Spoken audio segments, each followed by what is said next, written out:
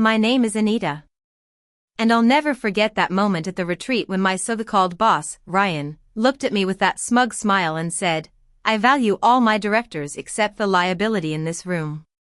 The laughter that followed felt like a storm around me, a tempest of betrayal and humiliation. I found myself standing up, my hands surprisingly steady. I walked to the front of the room, pulled a folder from my bag, and placed it in front of him. "For you, sir." "Effective immediately," I said calmly. His smile faltered, replaced by a look of uncertainty. With steady steps, I walked out of the room, past the 23 faces that had just laughed at me. Behind me, I heard him open the folder. Little did he know that this was the beginning of the end of his grand charade. Let me tell you how I got here. I grew up in a small town. My parents were hard-working farmers. They toiled day in and day out on our small piece of land, making just enough to keep us afloat. Their values were simple: work hard, be honest, and never give up. From them, I learned the importance of perseverance and the fact that success is earned through blood, sweat, and tears. I was the first in my family to go to college. I scrimped and saved, worked part-time jobs, and took out loans to get my degree. Later, I managed to get an MBA, a ticket to a world my parents could only dream of. Eventually, I landed a job at a major international company. 3 years ago, I was just a senior analyst. I worked in the operations department, a place where work gets done, but recognition is hard to come by. At that time, the company was in deep trouble internationally. Our global partnerships were a complete mess, bleeding money left and right. We had signed contracts in 7 countries, pumping in massive amounts of resources, but every single partnership was failing. There were cultural misunderstandings, legal conflicts, and communication breakdowns all around.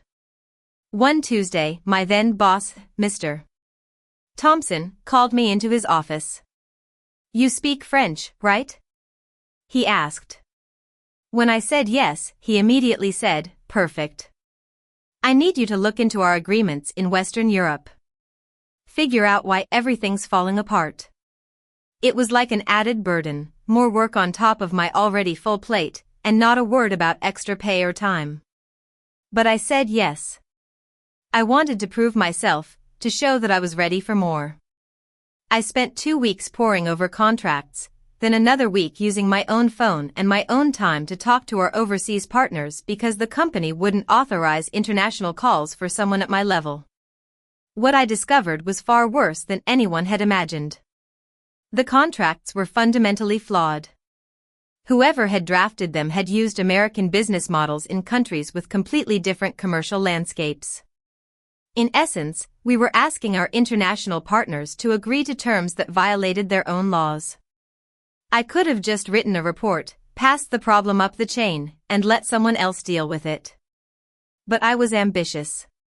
I decided to teach myself international business law. I bought textbooks, watched online lectures, and spent 6 months studying at night after I got home from work. I also learned Spanish and German to a basic conversational level. Then came the hard part. I rewrote every single contract for the 37 partnerships across 7 countries. I restructured each one to comply with local regulations while safeguarding the company's interests. I added cultural consideration clauses and personal accountability measures. And the most crucial part, I made myself the primary representative of each agreement, not the company. In international business, personal relationships are essential. Partners want to know they have someone they can trust, someone who understands their local context. Since I was just a senior analyst, no one bothered to question the contract language. I presented the restructured agreements to Mr. Thompson. He glanced at them for about 10 minutes and then forwarded them up the chain. Eventually, they landed on the desk of Ryan, who was then the chief operating officer. 3 days later, Ryan called me into his office. His office was on the top floor, with a view overlooking the entire city. It was a space that reminded me of our different positions in the company hierarchy. "These contracts," he said, tapping on my proposal, "this is exceptional work. My heart lifted with hope. Then he asked for permission to present them to the board as a comprehensive restructuring strategy for our international division. I naively agreed, thinking I'd at least get some credit. A few weeks later, the strategy was a huge success. Within 6 months, 28 of our 37 partnerships were back up and running. Within a year, the international division went from a major loss maker to a significant profit center. Revenue tripled and then tripled again. Ryan got promoted to CEO. His whole pitch was about his strategic vision and innovative approach. I, on the other hand, was promoted to director. But it felt like a meager reward considering I'd saved the entire international operation. Over the next 3 years, Ryan took over my work completely. In every board meeting, he talked about his international strategy. In interviews, he boasted about his approach to global partnerships. I became the person who simply implemented his vision. The international partners knew the truth. They worked directly with me, emailed me with questions, and built relationships with me over years of communication. But inside the company, I was just Ryan's subordinate, the person who made his division successful. I told myself that it was okay, that good work would eventually be recognized. But deep down, I knew something was wrong. Then came the email invitation to a mandatory executive retreat. It was supposed to be a strategic planning session with team-building activities. I almost didn't go. My daughter Mia was having a piano recital that weekend. She had been practicing for months, and this was her first solo performance. But I knew I couldn't skip a mandatory retreat if I wanted to keep climbing the corporate ladder. I promised Mia I'd be at the next one, and she, at just 9 years old, already understood that work came first. The retreat started on a Friday afternoon at a beautiful lakeside location with luxurious accommodations. Friday night was for dinner and casual networking. Ryan was there, charming everyone, shaking hands, and telling jokes. He stopped by my group and asked, "Anita, how's the international division?" I told him it was strong, with 2 new partnerships finalized in Eastern Europe and excellent revenue projections. He said, "Fantastic. You've really learned to execute the strategy well," as if it were all his strategy. But I just smiled and thanked him. Saturday morning started with Ryan's keynote speech. He talked about leadership, strategic thinking, and how he had saved the international division 3 years ago. He told the story as if he had done all the work, all the research, and all the negotiations. 23 people took notes and asked questions about his process. I sat there, listening in disbelief as my own work was presented as his. During the breakout discussions, those pointed comments started. Ryan said, "Some people are busy all the time but lack strategic direction," and his eyes briefly landed on me. My division had the highest revenue growth, the highest client satisfaction, and the lowest operational costs in the company, but according to him, I lacked strategic direction. Lunch was awkward. People made space around me, choosing other seats. It was clear they wanted to distance themselves from whatever was happening. In the afternoon, we had team-building exercises.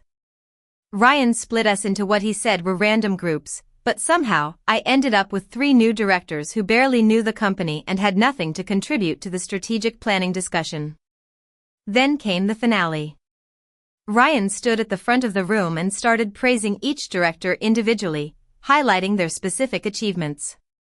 When he got to me, he just said, "And Anita, who handles our international operations," and that was it. No specific praise, nothing about my accomplishments. Then he gave me that smile, the same smile he'd given me 3 years ago when he took credit for my work, and said, "I value all my directors except the liability in this room." That's when I knew it was time to take action. After I walked out of the room and drove away, my phone started ringing. It was the board members, asking me to come back and talk. I let their calls go to voicemail. I knew what they were going to say. On Monday morning, I started making international calls to our 37 partners across 7 countries. I told them I'd left my previous position and was starting an independent consulting practice focused on international partnership development. I asked if they were interested in transitioning our working relationship. Every single one of them said yes. By Monday afternoon, 6 of our biggest partners sent formal notices to the company, saying they'd honor existing contracts until the end of the current quarter and then work with me directly. The board called an emergency meeting that night. Ryan was there, and he claimed I'd stolen company partnerships and manipulated contracts illegally. I told the board members that the contracts were public records filed with international business authorities in 7 countries. They were completely legal, and I was just exercising my rights as the primary partnership representative. Ryan said I'd deceived the company. I replied that I'd structured the agreements to save failing partnerships using international business best practices. The fact that no one had bothered to read my contracts was their incompetence, not my deception. When they asked what it would take for me to stay, I said nothing. I had no intention of staying in a place where my hard work was constantly stolen and I was humiliated. Over the next few days, the company's stock price dropped. More partners sent transition notices. The board announced an organizational restructuring, and Ryan was moved to a meaningless special project. It was a slow-motion downfall for him, just like he'd tried to do to me. I didn't feel triumphant. I just felt tired. But soon, I started signing independent consulting contracts. I worked from home, set my own hours, and charged consulting rates that were 3 times my old salary. The company's international revenue dropped 82% in 1 quarter, and 3 board members resigned. 6 weeks after the retreat, Ryan sent me an email asking to talk. I read it 3 times and then archived it, never to be deleted, but never to be replied to either. 2 months later, he resigned and took a step-down position at a smaller company. Mia had another piano recital last month. I was there in the front row, watching her play beautifully. After the performance, she asked me, "Do people know you're really good at your job now? The people who matter?" I told her, "The people who pay me, the ones I work with, and the ones I help. Yes, they know." She thought for a moment and said, "That's better than everyone knowing, right? Because they actually matter." And I knew she was right. This story doesn't have a perfectly happy ending. I still think about that retreat sometimes, about the 23 people laughing at me, and about the 3 years when my work was invisible to many. But I also know that good work speaks for itself, not through corporate recognition, but through the relationships and trust I've built with my partners. I have 37 partnerships now, all built on my hard work, my strategic thinking, and my relationships. And that's worth more than any corporate title. If you've ever felt unvalued or ignored at work, know that you're not alone. This story is a reminder that visibility can be the most powerful weapon, and sometimes, the best revenge is simply showing the truth. So, if this story resonates with you, hit that like button, share your similar experiences in the comments, and subscribe to hear more stories like this.